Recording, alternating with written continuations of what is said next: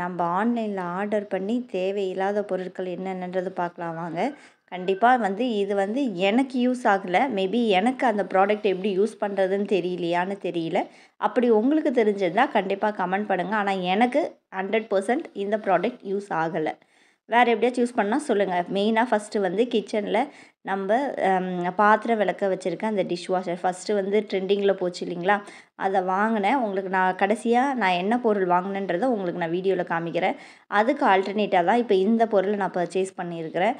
இந்த பொருளை எங்கே ஃபிட் பண்ணால் ஒட்டுது அப்படின்னா, நம்மளுடைய பாத்திரம் கழுவுற அந்த ஸ்டீலில் ஃபிக்ஸ் பண்ணால் மட்டும்தான் ஒட்டுது. கொஞ்சம் சிமெண்ட் இருந்தாலும் அந்த இடத்த ஒட்ட மாட்டேங்குது.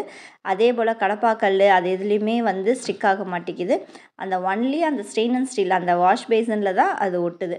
ஸோ இதை நீங்கள் வாங்குறீங்க அப்படின்னா நீங்கள் கண்டிப்பாக ட்ரை பண்ணிவிட்டு வாங்குங்க. அந்த வாஷ் பேசன் இருந்தால் மட்டும் வாங்குங்க. அப்போ தான் இது அந்த கீழே ஃபிக்ஸ் ஆகுது. ஸோ நான் பழைசு எது வாங்கி வேணான்னு பார்த்தீங்களா, ஃபஸ்ட்டு ட்ரெண்டிங்கில் போயிட்டு இருந்தது இதுதான் வாங்கியிருந்தேன். ஆனால் எனக்கு நிஜமாகவே சொல்கிறேன், இது யூஸே ஆகலைங்க. இதுக்கு நான் அழகாக அந்த விம் டப்பா வாங்கி வச்சு கூட யூஸ் பண்ணியிருந்திருக்கலாம். ஏன்னா அதில் லிக்யூடு போட்டு ப்ரெஸ் பண்ணுறதுக்கு ஒரு டப்பா லிக்யூட் தேவைப்படுது. சரி, ஓகே ஃப்ரெண்ட்ஸ், இப்போ இது ஓரளவு இருக்குது. இது எப்படின்னு சொல்லிட்டு நான் யூஸ் பண்ணிவிட்டு உங்களுக்கு நான் இதோட ரிவ்யூ சொல்கிறேன். செகண்ட் என்ன பொருள் வாங்கினேன் அப்படின்னு பார்த்தீங்கன்னா, இந்த கொப்பராவிலேருந்து இந்த மேஜிக் எரேசர் அப்படின்னு சொல்லியிருந்தாங்க. இந்த சுவிட்ச் போர்டு க்ளீன் பண்ணுறது, எங்கேயாச்சும் அழுக்கு இருந்தால் க்ளீன் பண்ணுறது அப்படின்னு சொல்லிட்டு. இதோட விலை பார்த்தீங்கன்னா ரூ. 550. அவ்வளவும் டோட்டல் வேஸ்ட்டுங்க. சொந்தங்கள் தொடர கண்டிப்பாக சப்ஸ்கிரைப் பண்ணுங்கள். பார்த்ததுக்கு நன்றி.